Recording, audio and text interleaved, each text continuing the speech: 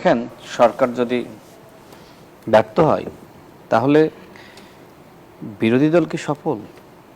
বরং জাতীয় সংসদে যারা বিরোধী দলে আছে তাদের এমপিদের যে ভূমিকা, পারফরমেন্স, সেটি কিন্তু জাতি দেখেছে। কেউ চায় ওভেন, কেউ চায় পর্দা, কেউ চায় অফিস, কেউ চায় গাড়ি। যারা নির্বাচনের আগে বলেছিল আমরা কোনো সরকারি সুযোগ সুবিধা নিব না, এখন জামাতের আমি নিজেই বলতেছি, কেউ যদি ব্যক্তিগতভাবে কোনো কিছু চায় আমাদের আপত্তি নাই, তো এই আপত্তি নির্বাচনের আগে ছিল না কেন, তাই না? এখন ভাই যেটি বললেন, তারা তো স্বপ্নে সরকার গঠন প্রায় করেই ফেলেছিল। এখন যেহেতু বাস্তবে গঠন করতে পারে নাই, সেই আফসোস, বেদনা এবং কষ্ট হৃদয়ে আসলে এক প্রকার পাথর চেপেই বেঁধে রেখেছে। এখন মাঝে মধ্যে এই জন্য গণ অভ্যুত্থানের হুমকি দেয়। কে দেয়? জামাতের আমির। বিপ্লব যদি আমি 36 দিনের ধরি, একদিনও কি এই জামাতের আমির মাঠে ছিল? জামাতের কোনো শীর্ষ নেতা মাঠে ছিল? ছিল না তো। তাহলে কারা আসলে গণ অভ্যুত্থান ঘটাইতে চায়? তারপরে আবার বলল জামাতের আমির যে এবার তো কোনো যুদ্ধ হয়নি, এবার রিহার্সাল, যুদ্ধের রিহার্সাল হয়েছে। 71 যুদ্ধ হয়েছিল, তখন আপনি কোথায় ছিলেন? আপনার যারা সিনিয়র নেতা তারা কোথায় ছিল? 71 যুদ্ধে যারা অংশ নেয়নি তারা বাংলাদেশে যদি ভবিষ্যতে কারোর সাথে যুদ্ধ হয় সেই যুদ্ধে অংশ নিবে না। আর জামাত ইসলাম এমন একটি দল, ইতিহাস আপনি ঘাটেন, সবসময় ইতিহাসের সুবিধাজনক জায়গায় ছিল জামাত ইসলাম। কিন্তু রাশিদ খান, বারবার জামাতের তরফ থেকে কেন বলা হচ্ছে অনিবার্য বিপ্লবের কথা, বলা হচ্ছে যে 24 আমাকে একটু ছিল। সময় দেন, শেষ করি। যদি একটু জানতে চাই এই প্রসঙ্গটা ধরে একটু বলবে যে জামাত কোনো ম্যাসিভ কোনো অভ্যুত্থানের পরিকল্পনায় রয়েছে কিনা? আমি নোট করেছি, আমি আপনার উত্তরে আসব। দেখেন, 47 ওই সময় তারা ব্রিটিশদের দালালি করেছে। অর্থাৎ আজকে আমরা বাংলাদেশ, ওইদিকে পাকিস্তান আর ভারত আলাদা। তাদের দালালি ছিল যে কোনো ভাগ হবে না, আমরা একসাথে থাকবো। আচ্ছা, এরপরে 71 সময় তারা আসলে পাকিস্তান ভাগ হোক সেটাও তারা চায়নি। এখন তারা বলে পাকিস্তান ছিল তাদের ইমোশনের নাম। এরপরে দেখেন 86 নির্বাচনে তারা বেইমানি করলো জনগণের সাথে। এমনকি ফখরুদ্দিন মঈনুদ্দিনের আমলে তারা বেইমানি করেছে। তারা ওই সময় সুবিধাজনক অবস্থায় ছিল। 24-এ যেটি হয়েছে, জামাত ইসলাম বাংলাদেশের নির্বাচনও কেটে চায়নি। অর্থাৎ সবসময় নির্বাচন বিরোধী শক্তি জামাত ইসলাম। এখন আপনি যে প্রশ্ন করলেন, দেখেন সেপ্টেম্বর এবং নভেম্বর 3 মাস ধরে তারা লং মার্চ করবে, তাই না? আর আওয়ামী লীগ ঘোষণা দিয়েছে তারা ডিসেম্বরে নামবে। দেখেন, তার মানে কি, ডিসেম্বর থেকে আওয়ামী লীগ, জামাত এবং এনসিপি একসাথে নামবে, এ ধরনের পরিকল্পনা হয়তো তারা করছে। আর সেটি জামাতের নেতৃত্বে না, আওয়ামী লীগের নেতৃত্বে। যেমনিভাবে 96-তে তারা আন্দোলন করেছিল বিএনপির বিরুদ্ধে। তো এই পরিকল্পনা হয়তো জামাতের আমির করছে, যে কারণে তার একটি বক্তব্যের মধ্যে ছিল যে 96-এর হাতিয়ার গর্জে ওঠো আরেকবার। মানে কি? মানে 96-এর মতন আবার ওই আওয়ামী লীগ এবং তাদের দশরদের সাথে জামাত ইসলাম মাঠে নামবে বিএনপির বিরুদ্ধে। কিন্তু বিএনপির সাথে কি এদেশের জনগণ নাই? ফেসবুকে সরকার গঠন করলো, ফেসবুকে জরিপ করলো, সমস্ত জরিপে জামাত ইসলাম ক্ষমতায় চলে গেল, সমস্ত হাইপে জামাত ইসলাম এগিয়েছিল। এদেশের জনগণ বিএনপির উপর আস্থা বিশ্বাস রাখে, যে কারণে সর্বশেষ বাংলাদেশের মাননীয় প্রধানমন্ত্রী জনগণের কাছে যে কমিটমেন্ট ব্যক্ত করেছিলেন সেটির উপর আস্থা এবং বিশ্বাস রেখে এদেশের জনগণ জাতীয়তাবাদী শক্তিকে ভোট দিয়েছে। স্বাধীনতা বিরোধী শক্তি যদি মনে করে বাংলাদেশের ক্ষমতায় আসবে, আমি এতটুকু বলতে চাই, এই দেশে কখনোই তারা ক্ষমতায় আসতে পারবে না। আর পুলিশ প্রোটেকশন নিয়ে আপনি গণ অভ্যুত্থান ঘটিয়ে দিবেন, যুদ্ধ করবেন, তাই না? গতকাল গেছে না রাতের বেলা, আইজিবির সাথে সাক্ষাৎকারে গেছে, এরপরে ডিএমপি কমিশনারের সাথে সাক্ষাৎ করেছে। মানে পুলিশ প্রোটোকল নিয়ে, প্রোটেকশন নিয়ে আপনি লং মার্চ করবেন, আর সেই লং মার্চের মাধ্যমে আপনি বিএনপির পতন ঘটিয়ে দিবেন। এটা কি হয় নাকি? শোনেন, তারা যে লং মার্চ করছে, জেনারেল মিয়া গোলাম পরোয়ার কিন্তু বিষয়টি নিয়ে বলেছেন। না, তিনি কি বলেছেন? গেছেন কেন? কোনো আশঙ্কা নেই, তারা শুধু অবগত করতে গিয়েছে, অনুমতি নেই। না না, কেন গিয়েছে? যত দরকার ছিল না। আপনি তো সরকার পতনের আন্দোলন করছেন, তাই না? এখনই শুরু করে দিয়েছেন। তো সরকার পতনের আন্দোলন তো ওই পুলিশ দিয়ে হয় না, পুলিশের নিরাপত্তা হয় না। আমরা যে গণ অভ্যুত্থান করেছি, এটা কি হাসিনার পুলিশের প্রোটেকশনে করেছি নাকি? বাংলাদেশে কখনো হয় এটা? সরকার পতনের আন্দোলন অবশ্যই সরকার পতনের আন্দোলন করছে। কিসের আন্দোলন এটা? সরকারের বয়স মাত্র 6 মাস, এখন আপনি কিসের আন্দোলন করতেছেন? আর কি নিয়ে আন্দোলন করতেছেন? ইস্যু আছে। এই যে আপনি বিদ্যুৎ লোডশেডিং, একটু শেষ করি, বিদ্যুৎ লোডশেডিং, এরপরে গ্যাস সংকটের কথা বলছেন, এটা তো জাতীয় সংকট, আন্তর্জাতিক সংকট। এই আন্তর্জাতিক সংকটকে পুঁজি করে, জাতীয় সংকটকে পুঁজি করে আজকে আপনি এই জুলাই জাতীয় সনদ এবং গণভোট নিয়ে যে প্রতারণা অন্তর্বর্তীকালীন সরকার করেছিল, সেই প্রতারণাকে পুঁজি করে আপনি এখন লং মার্চ করতেছেন। আমিও তো সেই ঐক্যমত কমিশনে ছিলাম, সেখানে তাই আইন না? শৃঙ্খলা পরিস্থিতির বিষয়টিও রয়েছে। আইন শৃঙ্খলা পরিস্থিতি ইন্টারিমের সময়ের থেকে এখন বর্তমানে অনেক ভালো আছে, এবং যিনি এই দায়িত্ব পালন করছেন তিনি গুমের শিকার হয়েছিলেন, আইন শৃঙ্খলা বাহিনীর দ্বারা তিনি নির্যাতিত, নিপীড়িত হয়েছিলেন। সুতরাং তিনি আইন শৃঙ্খলা পরিস্থিতি নিয়ন্ত্রণ করতে পারবেন না। এই যাকে ওই যে আপনার আজাদ সাহেব, তাই না, তিনি গতকাল কি বক্তব্য দিয়েছেন? গতকাল তিনি বলেছেন যে বিএনপি সরকারের 6 মাসে নাকি 512 জন গুম হয়েছে। স্বরাষ্ট্রমন্ত্রী, ছায়া স্বরাষ্ট্রমন্ত্রী, তারা আইন শৃঙ্খলা পরিস্থিতি নিয়ন্ত্রণ করবে, তাই না? আজকে দেখলাম যে আমরা ফেসবুক সরকার নাকি ছায়া সরকার, আজকে দেখলাম যে তারা একটি ছায়া সরকার গঠন করেছে। ছায়া প্রধানমন্ত্রী এখন ডাক্তার শফিকুর রহমান। ঠিক আছে, ভালো কথা, আপনারা এই ছায়া সরকার গঠন করেছেন। এখন আপনারা তো সরকারের কাছে বিকল্প পলিসি দিবেন। তো জ্বালানি সংকট নিয়ে আপনাদের পলিসি কি? গ্যাস সংকট নিয়ে আপনাদের পলিসি কি? আন্তর্জাতিক যুদ্ধ বন্ধ করার জন্য আপনাদের পলিসি কি বলেন? এখন যে সংকটের মধ্যে বাংলাদেশ রয়েছে, এটার পিছনে এই যে 20 বছরের যে আপনার সংকট সমস্যা, ফখরুদ্দিন মনুদ্দিনের 2 বছর, হাসিনার 16 বছর, ইন্টারিমের 18 মাস, প্রায় 20 বছরের সমস্যা এখন বিএনপিকে সমাধান করতে হচ্ছে। আপনি 6 মাসে কি সব সমাধান করতে পারবেন? এটা কি হয় নাকি? এটা কি বাস্তবসম্মত? জামাত ইসলাম ওই যে মানে পাগল হয়ে গেছে। শোনেন, নাইদ ইসলাম যে কথা বলেছিল না, জামাতের নেতৃত্বকে দেশের মানুষ গ্রহণ করবে না, আমি বলছি এদেশে জামাত কখনোই ক্ষমতায় আসতে পারবে না। ভাগ্য গুণে তারা বিরোধী দল হয়েছে। এখন বেশি যদি এরকম চেতর বেতর করে না, শেষমেশ কিন্তু আওয়ামী লীগ ফিরে আসবে। আর আওয়ামী লীগ ফিরে আসলে জামাতকে একবার ফাঁসি দিয়েছেন, আরেকবার দ্বিতীয়বার ফাঁসি দিবে। সুতরাং যদি দ্বিতীয়বার ফাঁসিতে ঝুলতে না চাই, তাহলে বিএনপি সরকারকে সহযোগিতা করুক। রাষ্ট্র পুনর্গঠনে বাংলাদেশের মাননীয় প্রধানমন্ত্রী যেভাবে তিনি পরিশ্রম করছেন দিনরাত, তার উপর তো মানুষের আস্থা রয়েছে। সর্বশেষ জরিপ দেখেন নাই? এখন জামাতের আমির ডাক্তার শফিকুর রহমান, তার উপর কি জনগণের আস্থা আছে? যারা দেশের জন্মে বিশ্বাস করে না, স্বাধীনতায় বিশ্বাস করে না, যারা দেশের পতাকায় বিশ্বাস করে না, যারা এখনো পর্যন্ত অখণ্ড পাকিস্তানের স্বপ্ন দেখে, তারা দেশের সার্বভৌমত্ব রক্ষা করবে, তাই না?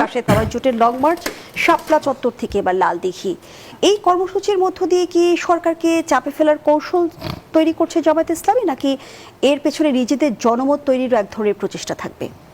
হ্যাঁ, দুটোই আছে।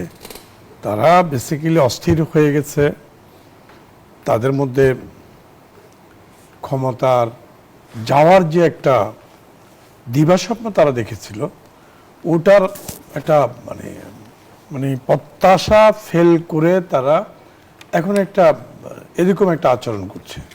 তা নাহলে একটা নতুন সরকার এখনো কিন্তু ওই পর্যায়ে পরিস্থিতি নেওয়াটা একটা মানে ভালো বিরোধী দলের জন্য এটা কোনোভাবেই শোভন না, সুন্দর না। কিন্তু তারা এই সৌন্দর্য বিনষ্ট করে দেশকে স্বাভাবিক অবস্থায় না রেখে অস্বাভাবিক করার লক্ষ্যেই কিন্তু এইসব করছে। বিভিন্ন উসিলায় সলছাতুরিতে তারা নিজেদেরকে পাবলিকলি বুঝাতে চাচ্ছে তারা সামহাও খুব ভেরি ইম্পর্ট্যান্ট দল, তারা তাদের সাথে বাংলাদেশের অনেক জনগণ সম্পৃক্ত, এরকমটাই তারা বুঝাতে চায় এবং মানুষের কাছে যাওয়ার জন্য একটা অপকৌশল। কিন্তু মানুষের কাছে যাওয়ার জন্য আরো অনেক ভালো কাজ আছে, কৌশল আছে। সরকার যদি কোনো ভুল করে সেগুলা বলার সুযোগ আছে, বলবে, সরকারকে ধরাই দিবে, ধরে দেবে। কিন্তু এইভাবে আন্দোলনের নামে এইসব করা মানে একটা বিশৃঙ্খলার দিকে দেশকে নিয়ে যাওয়ার একটা পায়তারা বলেই আমি মনে করি। অসংখ্য ধন্যবাদ জানাচ্ছি। রাশেদ খান, আপনি বিষয়টিকে কিভাবে দেখছেন? যেমনটি বিরোধী শিবির বলছে যে 6 মাসে সরকার পুরোপুরি ব্যর্থ হয়েছে। সবাইকে সালাম এবং শুভেচ্ছা। ডাক্তার সাজিদুল হক রুবেল, আমরা দেখছি বিরোধী দল সংসদে ইতিমধ্যে সক্রিয় রয়েছে, তাহলে আসলে রাজপথের কর্মসূচি দিয়ে কি বার্তা তারা দিতে চাইছে? আর যেমনটি রাশেদ খান এবং আব্দুল ওয়াদুদ ভূঁইয়া বলছিল যে এই লং মার্চ কর্মসূচির পেছনে অন্য কোনো রহস্য রয়েছে, আপনিও কি সেভাবে দেখছেন কিনা বিষয়টিকে? ধন্যবাদ আপনাকে এবং একই সাথে ওয়াদুদ ভাই, রাশেদ ভাই এবং দর্শকরা দূরে এবং কাছে সবাইকে শুভেচ্ছা। আসলে 180 দিন পার হয়েছে, 6 মাস পার হয়েছে বিএনপি সরকারের। একটা গণ অভ্যুত্থানের পর অনেক দিন অপেক্ষা করতে হয়েছিল একটা নির্বাচনের জন্য। এই গণ অভ্যুত্থান আর নির্বাচনের মধ্যকার যে সময়কালটা, যেটা ইন্টারিম টেনে টেনে 18 মাসে নিয়ে গিয়েছিল, এই 18 মাসে অনেক সর্বনাশ আমাদের হয়ে গেছে। গণ অভ্যুত্থানের স্পিরিট বলেন, গণ অভ্যুত্থানের উদ্দেশ্য বলেন, অনেক কিছুই রীতিমতো ব্যাহত হয়ে গেছে। আর এই ব্যাহত হওয়ার জন্য যে বা যাহারা দায়ী, তাদের মধ্যে ইন্টারিমের প্রধান এবং তার উপদেষ্টার কিছু কিছু মানুষ, আর দায়ী যারা রাজনৈতিক দল করে, তাদের মধ্যে হচ্ছে জামাতে ইসলাম আর এনসিপি। অর্থাৎ টোটাল গণতান্ত্রিক প্রক্রিয়াটা একটা হযবরল জায়গায় চলে এসছে। তারপরও এটাকে একটা জায়গায় সুন্দরভাবে কনক্লুড করা যেত, সেটা নিয়েও হচ্ছে আপনার হচ্ছে একরকম মানে শব্দের উপরে খুব মানে শব্দকে আঁকড়ে ধরছে। বিএনপি বলে সংশোধনী করবে, সে বলে সংস্কার করবে, কিন্তু ইঁদুর মারতে হবে, বিড়ালটা সাদা হোক আর কালো হোক, পরিবর্তনটা করতে হবে, রাষ্ট্রটা মেরামত করতে হবে। এই জায়গাতে তারা হচ্ছে অ্যাবসলিউটলি সংস্কারটা করতে চায়। আমি অনেক বোঝার চেষ্টা করছি। আমি আছেন গতকাল আইনমন্ত্রী যেমনটি বলেছে যে ৭২-এর সংবিধানকে রেখেই সংস্কার, তাহলে জুলাই সনদে যে মৌলিক প্রস্তাবগুলো রাখা হয়েছিল সেগুলোর বাস্তবায়ন কি সম্ভব? কেন সম্ভব হবে না? এখানে আসলে ওই ওদের প্রস্তাবের উদ্দেশ্যের সাথে একটা উদ্দেশ্য মিলে যায়, যেটা রাশেদ বলেছেন। সেই উদ্দেশ্যের জায়গা হচ্ছে বিষয়টি বাংলাদেশকে পরিবর্তন করা না, বিষয়টিকে মানে সংবিধানকে আরো গণমুখী করা, আরো গণতান্ত্রিক করা নয়।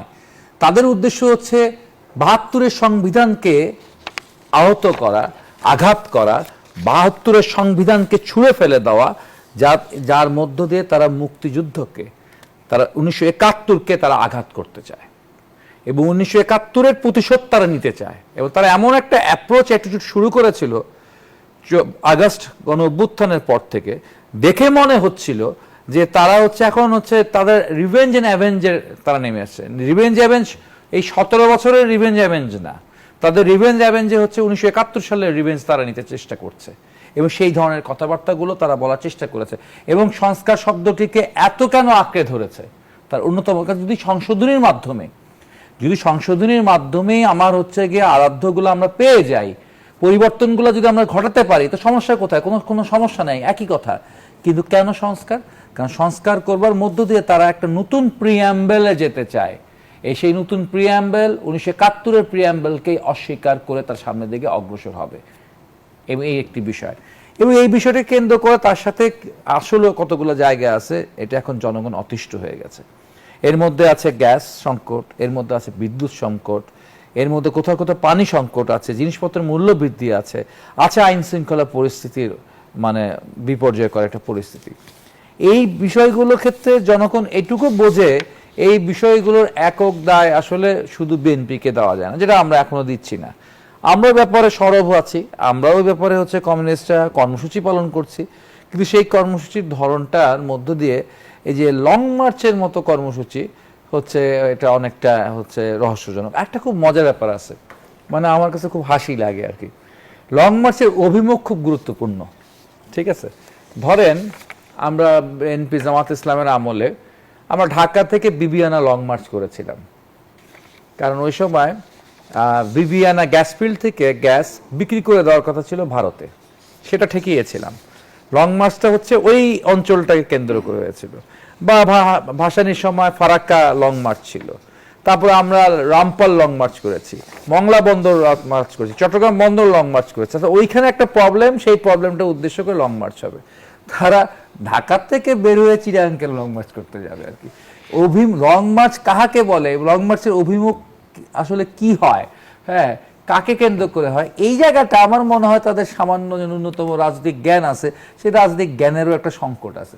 তারা প্রয়োজনে ঢাকায় আসতে পারে লং মার্চ করে, কিন্তু ঢাকা থেকে চিটাগাং লং মার্চ করতে যাবে। লং মার্চ কোনো হচ্ছে এক্সিবিশনের ব্যাপার না, আসলে ব্যাপারটা সবকিছু তাদের তো ফেসবুক কেন্দ্রিক, ঠিক আছে? ফেসবুকে লাইক হবে, মিছিল হবে, ছবি আসবে, এবং যদি দুই চারটা ঘটনা একটু ঘটে, কেউ যদি ডিমের মতো মারাত্মক অস্ত্র তাদের দেখে ছুঁড়ে মারে, ডিম মারলেও সেটা তারা আহত হয়ে যাবে, সেটার আবার একটা মানে স্ট্যান্ডবাজি একটা জায়গা তারা আসবে। এই সমস্ত গল্প তৈরি করার হচ্ছে ব্যাপার থাকতে পারে, ঢাকার বাইরে গিয়ে চিটাগাং যাওয়ার। ধন্যবাদ জানাচ্ছি ডাক্তার সাজিদুল হক রুবেল। জনাব আব্দুল ওয়াদুদ ভূঁইয়া, গণভোটের রায় বাস্তবায়ন নিয়ে এখনো জটিলতার অবসান কেন হচ্ছে না?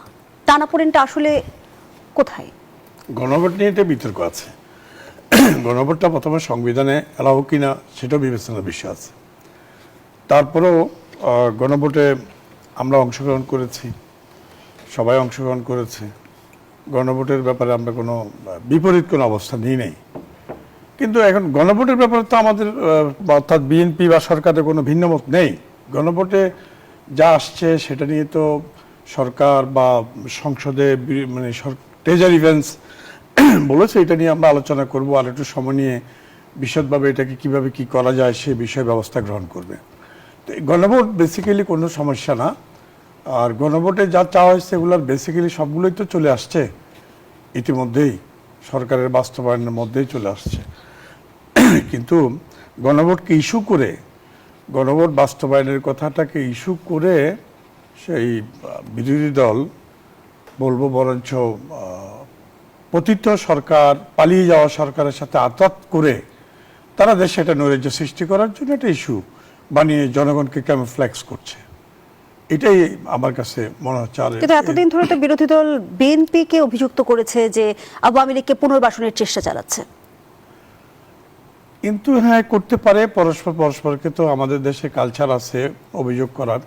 কিন্তু আমরা যেটা জানি এবং দেখছি, এবং যে রাশেদ সাহেব একটু আগে বললো না, আগামী 2 মাস যদি তারা আপনার লং মার্চ করে, এরপরে ডিসেম্বরে আওয়ামী লীগ আসবে, সেপ্টেম্বর অক্টোবর নভেম্বর 3 মাস যদি তারা এই সমস্ত অনর্থক কর্মসূচি পালনের নাম করে তথাকথিত আন্দোলন করে, ডিসেম্বরের এটার সাথে একটা চেইন, আওয়ামী লীগের আগমনের সাথে একটা চেইন সূত্র পাওয়া যাচ্ছে। তো এখানে বোঝা যাচ্ছে যে আওয়ামী লীগের সাথে কাদেরই আঘাত হয়েছে। কিন্তু যেমনটি বিরোধী দল অভিযোগ করছে, 6 মাসে 830টি রাজনৈতিক সহিংসতার ঘটনা ঘটেছে, এর মধ্যে 670টি বিএনপি ঘটিয়েছে। এই বিষয়টি নিয়ে কি বলবেন? দেখুন, গুমের কথা বললো না এই সরকার কি বলছে, গুম না না, ওই যে বলছে রাজনৈতিক 512টি গুম সহিংসতার ঘটনা হয়েছে, ঘটেছে, এর হামিদুর রহমান মধ্যে আজাদ। 670টি বিএনপি ঘটিয়েছে। এখন দেখুন, এই বর্তমান নতুন সরকারের সময় একটা গুমের সন্ধানও কোনো মিডিয়াতে নাই, কোনো জায়গায় নাই, কোনো মানবাধিকার সংস্থার মধ্যে নাই, এবং আমরা এটা শুনি নিয়ে আলোচনা নাই। জামাত ইসলাম হঠাৎ করে যে এই কথাটা বলছে, সরকারকে অভিযুক্ত করছে যে এতজন 500-600 জন গুম হয়ে গেছে 6 মাসের মধ্যে, এটা তারা কি বুঝাচ্ছে? এটা যিনি বলেছেন ওনার ব্যাকগ্রাউন্ডটা জাতি হয়তো জানে না। আজাদ সাহেব, তিনি চট্টগ্রাম বিশ্ববিদ্যালয়ে আমার সময় সিনিয়র ভাই, তিনি শিবিরের বিশ্ববিদ্যালয় শাখার সভাপতি ছিল। ওই সময় তিনি তৎকালীন একজন নেতা, সর্বদলীয় নেতা হামিদ নামে এক নেতাকে 2 হাত কেটে দিয়েছিল। এট এ টাইম ওই দিন 2 হাত নিজে হাতে কেটেছে, কাটার আগে কোলাকুলি করেছে, অর্থাৎ হ্যান্ডশেক করে মোলাকাত করেছে ভাই ভাই হিসেবে। এর নাম হামিদ, ওই ভদ্রলোকের নাম, ভিকটিম ভদ্রলোকের নাম হামিদ। তাহলে কি বলতে চাইছেন বিরোধী দল উদ্দেশ্য আমি বুঝাতে চাচ্ছি, ওই দিন তারা করছে? শুধু হামিদ এবং তার সঙ্গীদের 2 হাত কেটে দিয়ে থামে নাই এই হামিদের নেতৃত্বে। তারা কিন্তু এইটাও করেছে, সেদিন এট এ টাইম সারা ক্যাম্পাসে ফায়ার করে, গুলি করে, সকল হল তারা দখল করে চিরতরে তারা শিবিরের নিয়ন্ত্রণে নিয়ে নিল। আমি তখন চট্টগ্রাম বিশ্ববিদ্যালয় ছাত্রদল আহ্বায়ক। এখন প্রশ্ন হলো, যে হামিদ মানুষের হাত কাটে, যে শিবির চট্টগ্রাম বিশ্ববিদ্যালয় শাখার সভাপতি হামিদ মানুষের হাত কাটে, সে তো 600 লোকের গুমের প্রশ্ন অসংখ্য তুলতে পারে ধন্যবাদ না। জানাচ্ছি আব্দুল ওয়াদুদ ভূঁইয়া। রাশেদ খান, আইন শৃঙ্খলা পরিস্থিতির অবনতিকে অস্বীকার করার সুযোগ আছে কি? আমরা যদি রংপুরের ঘটনা আপনার সামনে তুলে ধরি, সেখানে একই পরিবারের 4 জনের হত্যাকাণ্ডের যে ঘটনা ঘটেছে, সেখানে আমরা দেখছি ময়নাতদন্তের সাথে আবার পুলিশের বয়ানের এক ধরনের অমিল তৈরি হয়েছে। সেখানেও প্রশ্ন এসেছে, বিশেষজ্ঞরাই প্রশ্ন তুলেছে যে আবারও কি জজ মিয়া নাটক দেখতে হচ্ছে কিনা। দেখেন, আমি গণমাধ্যমে যেটি দেখলাম, আমি জানি না আসলে ভাইয়ের শার্ট কোন ব্র্যান্ডের। তো একই দোকান থেকে যদি আমার ভাই আর একটা শার্ট কেনে, 2টা শার্ট যদি এই টকশোতে মিলে যায়, আপনি কি বলবেন? ঠিক গণমাধ্যমে যেটি দেখলাম, আমি সেই পুলিশ কর্মকর্তার বক্তব্য শুনেছি, আসামির এবং পুলিশের শার্ট মিলে গেছে, এবং সে পুলিশ কর্মকর্তা বলছে যে আরঙের শার্ট, তো আরঙে তো একই ধরনের শার্ট অনেক বিক্রি করে, তো এটা নিয়ে তো জজ মিয়া নাটকের কিছু নাই। দ্বিতীয়ত হলো, যে তথ্য পাইলাম যে প্রথম আলো পত্রিকার সংবাদ, যে দুঃসম্পর্কের আত্মীয় হয় যারা হত্যাকাণ্ডের শিকার হয়েছে এবং যারা হত্যা ঘটিয়েছে, তো এক্ষেত্রে আপনি স্বরাষ্ট্রমন্ত্রী দোষ দিবেন? দেখেন, বাংলাদেশে এক ধরনের বলা যায় নৈতিকতার সংকট রয়েছে, নৈতিক শিক্ষার অভাব রয়েছে।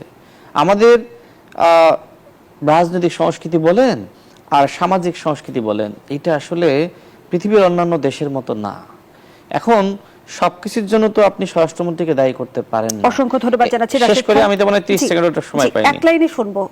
আপনি এক যদি লাইনে শুনবো। বিজ্ঞাপন বিরতিতে যাওয়া লাগে যান, তারপরে এসে বলি। জি, পরের অংশে তাহলে আমি আপনার কাছে ফিরছি। ডাক্তার সাজিদুল হক রুবেল, এক লাইনে যদি আপনারা এই বিষয়ে মন্তব্য নিয়ে যাই, সেটি হচ্ছে বলা হচ্ছে যে প্রকৃত মোটিভ উদ্ঘাটনের আগে কি পুলিশ সুবিধাজনক কোনো গল্প দাঁড় করানোর চেষ্টা করেছে কিনা এই ঘটনায়?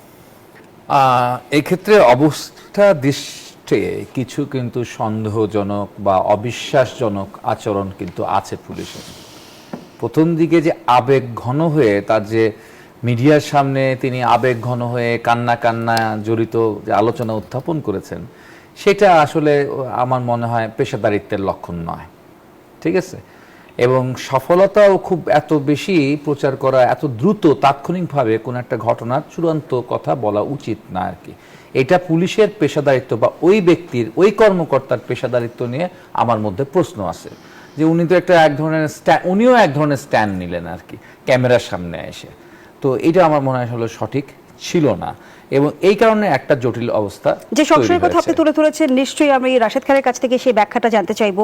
বিরতি নিয়ে ফিরছি। দর্শক, জনতন্ত্র গণতন্ত্রের এই পর্যায়ে একটা বিরতি নিচ্ছি, সাথেই থাকুন। ফিরে এলাম, দেখছেন নিউজ 24 এর নিয়মিত আয়োজন জনতন্ত্র গণতন্ত্র, নিবেদন করছে আড়াইসিল স্টিল। আমরা আবারও ফিরছি আলোচনায়। রাশেদ খান, যেমনটি ডাক্তার সাজিদুল হক রুবেলও সংশয় প্রকাশ করেছিল রংপুরের হত্যাকাণ্ডর ঘটনাটি নিয়ে, আমি একটু জানতে চাই যে আসামির স্বীকারোক্তি কি তদন্তের শেষ নাকি তদন্তের শুরু? দেখেন, ইন্টারিমের 18 মাসে পুলিশের পোশাক ছাড়া আর কোনো কিছুর পরিবর্তন তারা করতে পারেনি। তারা যদি আসলে পুলিশের যারা অপরাধী ছিল, যারা জুলাই গণ অভ্যুত্থানে সরাসরি গুলি চালিয়েছে, যারা অবৈধভাবে এক প্রকার নিয়োগ পেয়েছে, অবৈধভাবে প্রমোশন পেয়েছে, এদেরকে যদি পানিশমেন্টের আওতায় আনতো, তাহলে বিএনপি সরকারের জন্য ফাংশন করতে সহজ হতো। আর 16 বছরের সমস্যা সংকটের কথা তো আমি বলেছি, এটা শুধুমাত্র জ্বালানি বা গ্যাস না, সর্ব সেক্টরে সর্বত্র এই সমস্যাগুলো আছে। এখন বিএনপিকে এই 20 বছরের সমস্যা নিয়ে, সংকট নিয়ে নতুনভাবে শুরু করা লাগতেছে। তো পুলিশ এই সমস্যাগুলো আছে। তবে আমি এতটুকু বলতে পারি, গণ অভ্যুত্থানের মধ্য দিয়ে পুলিশের উপর দিয়ে যা গেছে, এখন মনে হয় না যে কোনো পুলিশ এত সহজে ঘুষ খাইতে চাইবে। আর এখনকার মানুষ তো খুব সচেতন, তাই না? কাউকে যদি ঘুষ দেয়ও এর প্রমাণও রাখে, তো চাকরিও চলে যাবে। তো আপনি যে ঘটনাগুলো বলতেছেন যে জজ মিয়া নাটক হচ্ছে কিনা, আমি এতটুকু বলতে পারি, রংপুরের ঘটনা আমার কাছে এরকম মনে হয়নি। হ্যাঁ, প্রবলেম যেটা সেটা হলো যে পুলিশের কর্মকর্তারা মানে নিজেদের সফলতা খুব দ্রুত সময়ের মধ্যে দেখাতে গিয়ে অনেক সময় ভুল হয়ে যাচ্ছে, এটা হইতে পারে। কারণ তাদের মধ্যে অনেক ব্যর্থতা আছে। মানুষ যে সময় ব্যর্থ থাকে না, সেই সময় একটা সফলতা অর্জন করলে দ্রুত সেটা বলতে চাই, মানে ধৈর্য কম। তো আমার কাছে রংপুরের ঘটনায় মনে হয়েছে যে সেখানে আসলে পেশাদারিত্বের এক ধরনের ঘাটতি আছে। তো এটা আরো বেশি রিকভার করা যায়। আর দ্বিতীয়ত, আমি ওই সময় যে কথা বলছিলাম, শোনেন, জামাত ইসলাম বাংলাদেশে যে আসলে রাজনীতি করছে, এই জামাত ইসলাম তো একটা বিস্ফোরা। বিএনপিকে তারা নিজেরাই দাবি করে যে 8 সালের 30 ডিসেম্বর যে নির্বাচনটা হলো, সেই নির্বাচনে বিএনপিকে তারা যেতে বাধ্য করেছিল। তারা এই সময় বলেছিল যে যদি বিএনপি নির্বাচনে না যায়, আমরা আওয়ামী লীগের সাথে নির্বাচনে চলে যাব। তো এনিহাও ওই সময় বিএনপি নির্বাচনে গেছে। বিএনপি যদি নির্বাচনে না যেত, তাহলে কিন্তু আমার কাছে মনে হয় যে একটা আন্দোলন হতো, এবং আওয়ামী লীগ বাংলাদেশে ক্ষমতা এসে 16 বছর দমন পীড়ন করতে পারতো না। অর্থাৎ আওয়ামী লীগ যে ফ্যাসিবাদ হয়ে উঠলো, এর পিছনে তো জামাতের দায়। এই যে 86-র যে নির্বাচন, ওই নির্বাচনের আমার কাছে মনে হয় যে 86 সালে হয়তো এরশাদের পতন হইতো। শুধুমাত্র যে নির্বাচনে গেল ওই এরশাদের অধীনে হাসিনা এবং এই যে জামাত, যে কারণে আরো 4টা বছর কন্টিনিউ করলো। ঠিক এই যে আপনার ইন্টারিমের কিন্তু 6 মাসের মধ্যে নির্বাচনটা হয়ে যেত, নির্বাচন হলো না কেন? আরো 1 বছর কেন থাকলো? কারণ এই জামাত সবসময় গণতন্ত্র বিরোধী শক্তি, জামাত সবসময় এই নির্বাচন বিরোধী শক্তি। তারা এখন নতুন করে কি খেলা শুরু করেছে আমরা জানি না, বাট এতটুকু বলতে চাই যে এইটা কিন্তু সেই 71 না, এটা কিন্তু সেই 86 না। এখন কিন্তু এদেশের জনগণ সোচ্চার। জামাত যদি মনে করে যে তারা দেশকে আনস্টেবল করবে, দেশকে অশান্ত করবে, আমরাও কিন্তু সোচ্চার রয়েছি, এত সহজে আমরাও ছাড়বো না। জাতীয় সংকটকে পুঁজি করে আপনি ভাইকে প্রশ্ন করেছিলেন, আমি যেহেতু ঐক্যমত কমিশনে ছিলাম, একটু 1 মিনিটে বলে শেষ করি। শোনেন, জুলাই জাতীয় সনদের নোট অফ ডিসেন্ট ছিল না? তো আপনি যে সময় জুলাই জাতীয় সনদ বাস্তবায়ন আদেশ জারি করলেন, আপনি কার অনুমতি নিয়ে এই নোট অফ ডিসেন্ট সরিয়ে দিলেন? ওই সময় তো বিএনপি সংগ্রামী মহাসচিব, এখন তো মহামান্য রাষ্ট্রপতি, তিনি প্রতিবাদ লিপি দিয়েছিলেন। এমনকি যে গণভোটের এই যে অধ্যাদেশ জারি করলেন, 4টা প্রশ্নে 1টা উত্তর, আপনি কার অনুমতি নিয়েছিলেন? কার সাথে আলোচনা করেছিলেন? আপনি তো স্বৈরাচারী মনোভাব পোষণ করেছেন। এনসিপি জামাত যা চেয়েছে এই আপনার অন্তর্বর্তীকালীন সরকার ডক্টর মোহাম্মদ ইউনূস তাই করেছিল। এখন ডক্টর মোহাম্মদ ইউনূসের রেখে যাওয়া প্রতারণাকে পুঁজি করে তারা লং মার্চ করবে। এই লং মার্চে কি সাধারণ মানুষ যাবে? বিএনপি তো হাসিনার সময় সেই বিভাগীয় সমাবেশ করেছে, কত মানুষ সেখানে চিরা গরুন নিয়ে গিয়েছে, পায়ে হেঁটে গিয়েছে, বাইসাইকেলে গিয়েছে। এই যে বিভাগীয় সমাবেশগুলো জামাত ইসলাম করলো, মানুষের সারা শব্দ আছে। এই লং মার্চে জামাত এবং এনসিপির নেতাকর্মী ছাড়া আর কেউ যাবে না, এতটুকু বলতে পারি। কিশোরগঞ্জে মাননীয় প্রধানমন্ত্রী সর্বশেষ গিয়েছিলেন, আমিও গিয়েছিলাম। সাধারণ মানুষের যে আস্থা বিশ্বাস, রাস্তার দুই ধারে মানে পা রাখার জায়গা নাই। জামাতের আমির কোথাও গেলে কি মানুষজন তাকে একটু দেখতে যায়, তার কথা শুনতে যায়। এখন আপনি আপনার নেতাকর্মীদের মাধ্যমে আপনি গণ অভ্যুত্থান ঘটিয়ে দিবেন, আর একটা যুদ্ধ ঘটাবেন। আমি সর্বশেষ বলি, বিএনপির সাংগঠনিক সক্ষমতা যদি 10 ভাগ থাকে, জামাতের তার 1 ভাগ। জামাতের তার 1 ভাগ। বিএনপির সাথে ফাইট করে কি আপনি পারবেন? রাজনীতি মোকাবেলা করে পারবেন? সুতরাং এত খবরবাজি করেন না। প্রশ্নটি রাখতেই চাই, গণ অভ্যুত্থানের পর জামায়াতের এই উত্থানের পেছনে কি কারণ? আব্দুল ওয়াদুদ ভূঁইয়া, গণ অভ্যুত্থানের পর জামায়াতের এই উত্থানের কি কারণ? যেমনটি রাশেদ খান বলছিল যে জামায়াত স্বাধীনতা বিরোধী শক্তি, জামায়াত গণতন্ত্র বিরোধী শক্তি। গণ অভ্যুত্থানের পর জামাতের উত্থানের পিছনে গল্পটা হলো বেসিক্যালি এরা ছিল গুপ্ত।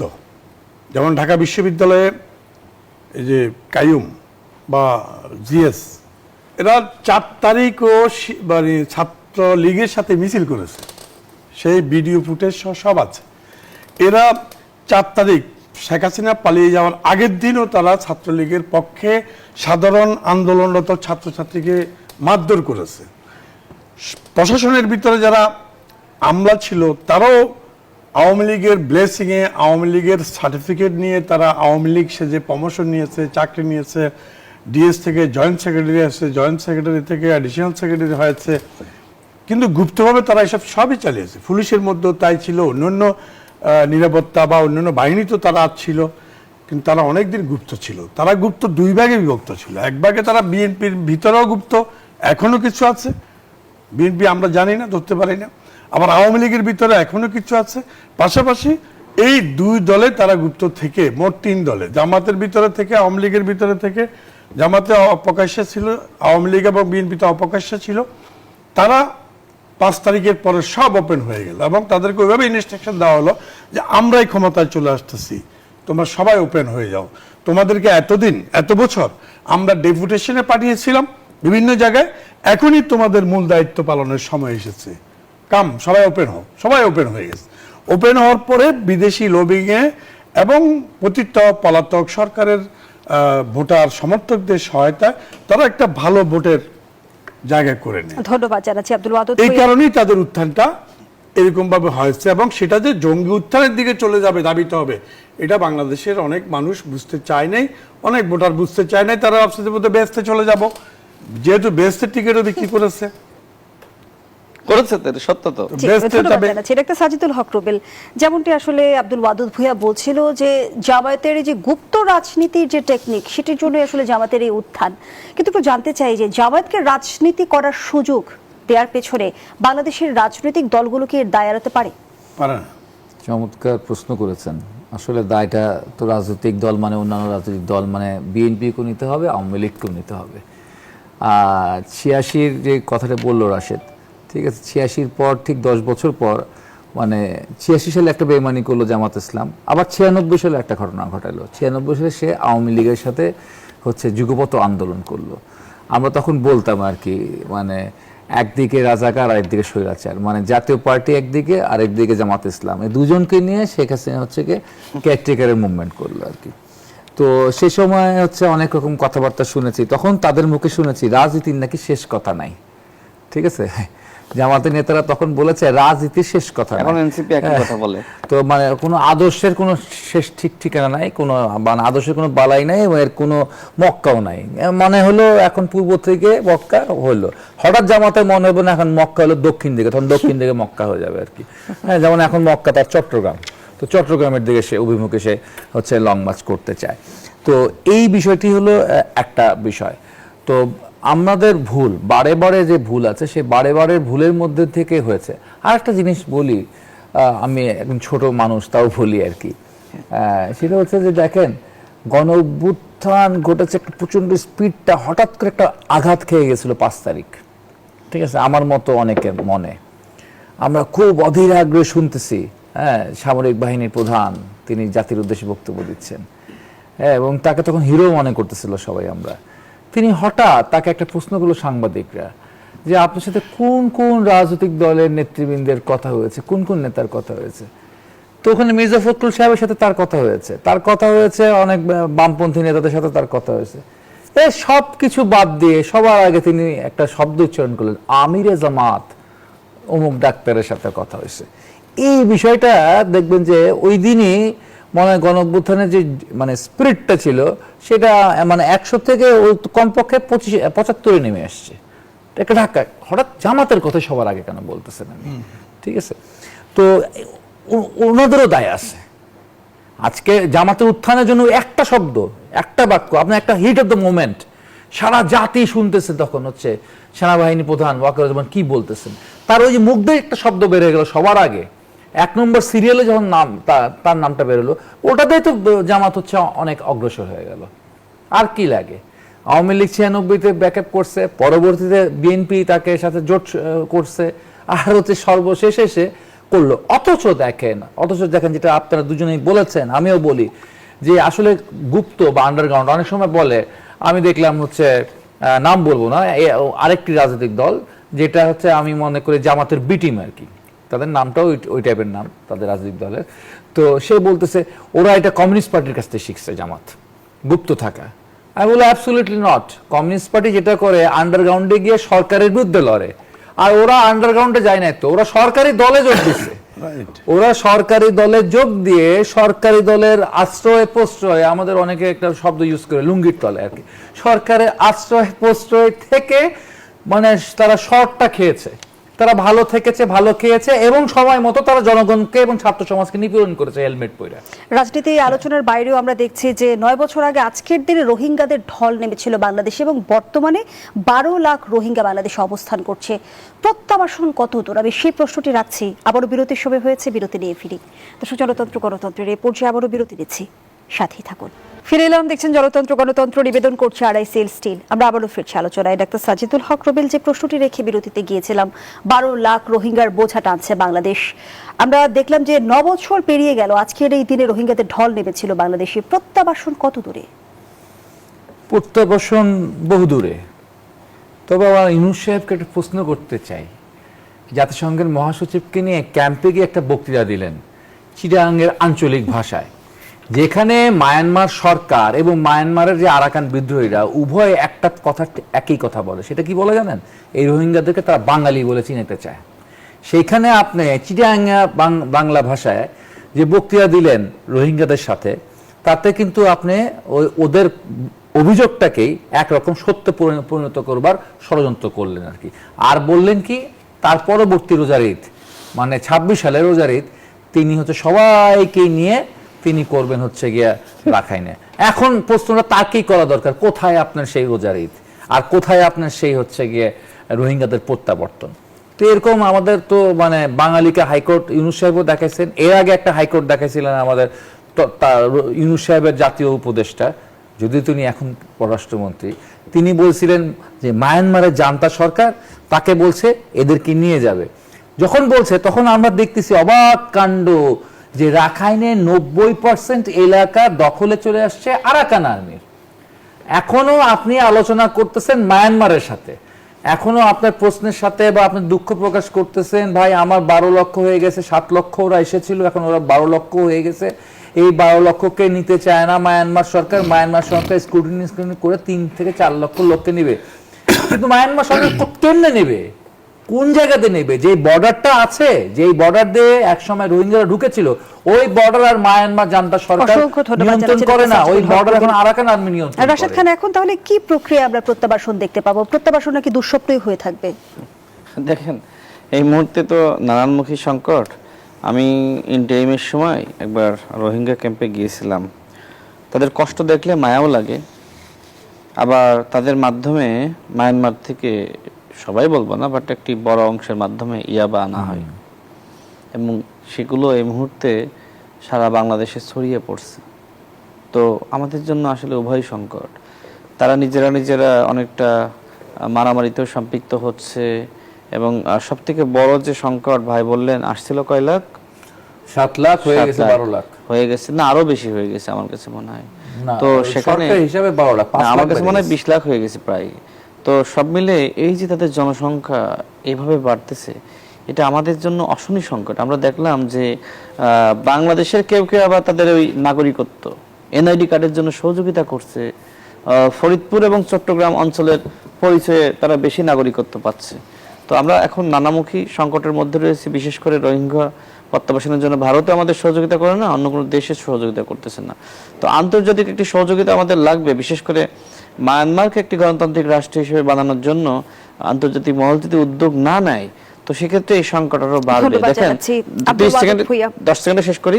তো এখন ভারত যদি সহযোগিতা করতো, সেক্ষেত্রে আমার কাছে মনে হয় যে আমাদের জন্য ভালো হতো, কিন্তু ভারত তাদের ওইখানে কেউ আশ্রয় দিবে না, বরং অনেক রোহিঙ্গা কিন্তু ভারতে চলে গেছে, তাদেরকে বাংলাদেশে পুষিং আব্দুল করতেছে। ওয়াদুদ ভূঁইয়া। পররাষ্ট্র প্রতিমন্ত্রী জানিয়েছেন আওয়ামী লীগ সরকার রোহিঙ্গা সমস্যা সমাধানে ব্যর্থ হয়েছে, কিন্তু এই সরকারের আসলে সফল করার ক্ষেত্রে কি পরিকল্পনা রয়েছে?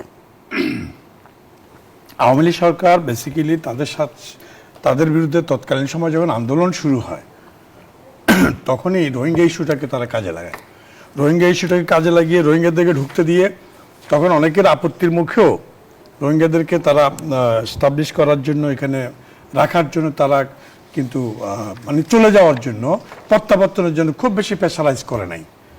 তারা রেখে একটা আন্তর্জাতিক রাজনীতিকে তাদের পক্ষে আনার চেষ্টা করেছে। যেমন যেহেতু বার্মার সাথে চায়নার একটা সুসম্পর্ক আছে, অপরদিকে চায়নার সাথে আমেরিকার যে দূরত্ব আছে, মানসিক বা অর্থনৈতিক দূরত্ব আছে, মায়ানমারকে কিন্তু বেকায়দা ফেলার জন্য আমেরিকাকে খুশি করার জন্য বেসিক্যালি হাসিনা সরকার এই রোহিঙ্গাদেরকে ইউজ করেছে। অতএব আমি বলবো এটা একটা আন্তর্জাতিক সুবিধা নেওয়ার জন্য হাসিনা সরকার এবং নোবেল পাওয়ার জন্য এবং রাজনৈতিক সুবিধা নেওয়ার জন্য এই শেখ হাসিনা সরকার তৎকালীন আমেরিকার মানে মানে মানে মানে চোখে ভালো থাকার জন্য তারা এই কাজটা কিন্তু করছে। এই আর শুধু- মাসুল কতদিন বাংলাদেশকে দিতে হবে? এখন তো যে অবস্থা দাঁড়িয়েছে এটা তো অনিশ্চিত, 1000 বছর দিতে হয় কিনা আমি জানি না। যেমন অসংখ্য ধন্যবাদ কক্সবাজারে গেলে এখন আপনি আব্দুল ওয়াদুদ চিনবেন না ভূঁইয়া। যে কারা মানে রোহিঙ্গা, এবং বাংলাদেশের বিভিন্ন জায়গায় তারা ছড়াই গেছে, বিভিন্ন জনের বাসা বাড়িতে তারা ঢুকে গেছে, তারা রোহিঙ্গা পরিচয় দেয় না। আপনার সৌদি আরবে রোহিঙ্গাদের পাড়া আছে, নাম দিয়ে আছে, ইউরোপ সহ বিভিন্ন জায়গায় তারা চলে যাচ্ছে, বাংলাদেশের বিভিন্ন চাকরিতে তারা ঢুকে গেছে, এবং বিয়ে শাদী অনেকের হয়ে যাচ্ছে, তারা এখন নিজেদেরকে বাংলাদেশি দাবি করছে। জি, ধন্যবাদ তারা খুব জানাচ্ছি। সুন্দরভাবে বাংলা বলতে ডক্টর সাজিদুল পারে, হক বুঝবেন রুবেল। না, খুব কঠিন হয়ে যায়। ডক্টর সাজিদুল হক রুবেল, আমরা দেখলাম যে দ্বৈত নাগরিকত্ব প্রশ্নে প্রতিমন্ত্রী হুমায়ুন কবির বললেন যে কোন নিউজ পেপারে প্রতিবেদন করেছে, কার এত জ্বালা, কাজকর্ম বাদ দিয়ে তো জ্বালা তার হচ্ছে কেন? তার কি 2008-এর জ্বালা উঠছে, নাকি আবার মঈনুদ্দিন ফখরুদ্দিনের জ্বালা উঠছে? একটু জানতে চাই যে এটা যেহেতু সাংবিধানিক বৈধতার একটা প্রশ্ন, দ্বৈত নাগরিকত্বের বিষয়টি যেহেতু আমাদের সংবিধানে লেখা আছে, সরাসরি উত্তর না দিয়ে এই পাল্টা প্রশ্ন কেন? এটা খুবই বলা যায় হচ্ছে ভুল আচরণ তার, এবং এই ভুল আচরণটা আমার মনে হয় সংশোধন করে নেওয়া দরকার। এটি সংবাদ মাধ্যমের স্বাধীনতা, এটা আমার স্বাধীনতা। আমি আবারও প্রশ্ন উচ্চারণ করতে চাই, আপনার কি দ্বৈত নাগরিক আছে কিনা, এবং আপনি যদি দ্বৈত নাগরিক থাকেন তাহলে আপনার অধিকার নাই বাংলাদেশে রাজনীতি করার অধিকার নাই। আর হচ্ছে বাংলাদেশের সংবিধান বলেন আর সবকিছু মিলিয়ে বলেন, নৈতিকতার জায়গায় মিলিয়ে বলেন, তাহলে আপনার তো হচ্ছে জনপ্রতিনিধি নির্বাচিত হওয়ার যোগ্যতার ঘাটতি আছে। যদি জনপ্রতিনিধি নির্বাচিত হওয়ার যোগ্যতার ঘাটতি থাকে, তাহলে আপনি মন্ত্রিসভায় ঠাঁই পাওয়ারও ধন্যবাদ জানাচ্ছি। জনাব রাশেদ খান, যেমনটি টিআইবি বলছে, সাংবাদিকদের প্রশ্নে পররাষ্ট্র প্রতিমন্ত্রীর পাল্টা প্রশ্ন শুট দ্য মেসেঞ্জার প্রবণতা। সংস্থাটি বলছে এ ধরনের প্রতিক্রিয়া মুক্ত গণমাধ্যম, স্বাধীন সাংবাদিকতা, বাক স্বাধীনতা ও জনগণের তথ্য জানার অধিকারের জন্য হুমকি স্বরূপ। কিভাবে দেখছেন পররাষ্ট্র প্রতিমন্ত্রীর বিষয়ে জি তার বক্তব্য? জি আসলে পররাষ্ট্র প্রতিমন্ত্রী আমার কাছে মনে হয় যে একদম শেষের দিকে এই ধরনের উত্তর এসেছে, এক ধরনের হাসতে হাসতে তিনি বলেছেন। বাট আমি তার বক্তব্যের বিষয়ে আসলে ব্যাখ্যা বিশ্লেষণ করতে চাই না। তবে আজকে আমাদের আইনমন্ত্রী যে বক্তব্য দিয়েছেন সেটি গণমাধ্যমে এসেছে যে পররাষ্ট্র প্রতিমন্ত্রী হুমায়ুন কবির দ্বৈত নাগরিকত্ব ধরে রাখেননি এবং তার নিয়োগ সংবিধান অনুযায়ী হয়েছে। এটা আমাদের আইনমন্ত্রী আজকে তিনি জানিয়েছেন। তো তিনি এটাই তিনি বলতে পারতেন। পররাষ্ট্র প্রতিমন্ত্রী বলতে পারতেন। আমি সেটি এই জন্য তো আমি বললাম যে তার সব বক্তব্যের বিষয়ে তো ব্যাখ্যা বিশ্লেষণ আমি দিতে পারবো না, জি, ধন্যবাদ ভাইও দিতে জানাচ্ছি। পারবে না। আব্দুল সুতরাং ওয়াদুদ ভাইয়া। আমি শেষ বলি, আমার কাছে মনে হয় যে আমরা যারা গণমাধ্যম ডিল করি আমাদের সবার উচিত হবে একটু সহনশীলতার সহিত একটু সৌন্দর্য বজায় রেখে উত্তর দেওয়া, যাতে করে সেটি নিয়ে বিতর্ক সৃষ্টি না হয়। সেটা আমার ক্ষেত্রেও। আব্দুল ওয়াদুদ ভূঁইয়ার শেষ প্রশ্নটি আপনার কাছে রাখতে চাই। যুবদল নেতা রবিউল ইসলাম নয়ন বলেছেন, রাজনীতিতে ত্যাগীরা শ্রমিকের মতো সুবিধা ভোগ করে এসি রুমে বসে টিভি দেখার সুবিধাবাদীরা। হ্যাঁ, এটা তো বাংলাদেশের রাজনৈতিক ট্র্যাডিশন একরকম। এটা সে হয়তো তার জায়গা থেকে বলেছে, একটা উদাহরণস্বরূপ বলেছে যে সবসময় হাইব্রিড অথবা যারা কখনো দলের জন্য, সেটা যে কোনো দলই হোক, আওয়ামী লীগ বলেন, বিএনপি বলেন, এই টাইপের দলগুলোর মধ্যে যারা বিজয়ের সময় তারা কিন্তু বিজয়ের পরে বিজয়ের সময় তারা কিন্তু এসে সামনের সারিতে চলে আসে, সুবিধাজনক জায়গায় চলে আসে। কিন্তু দলগুলো কেন হাইব্রিডদের সুযোগ করে দেয়? এটা একটা পরিস্থিতি ওদিকে নিয়ে যায়। যেমন ধরেন অনেকের আন্দোলন সংগ্রামে, 70 বছরের আন্দোলন সংগ্রামে যাদের শরীরে ফুলের টোকা লাগেনি, তারাও তো অনেকে অনেক বড় বড় দায়িত্ব এবং সুযোগ সুবিধা বহন করে। এটা আওয়ামী লীগের সময় করেছে, বিএনপি সময় করবে, বা জামাতের এখানেও করতে পারে, তবে জামাতে যেহেতু গুপ্ত আমরা জানি না। এখন এটা বাংলাদেশের রাজনৈতিক কালচার হয়ে গেছে। সুবিধাবাদীরা সবসময় তার মানে এই সুবিধা বাস্তবতা অস্বীকার করার সুযোগ নেই। অস্বীকার করার সুযোগ নেই, তবে সেই জায়গা থেকে আমাদেরকে ধীরে ধীরে বেরিয়ে আসতে তিনজনকে হবে। অসংখ্য ধন্যবাদ জানাচ্ছি।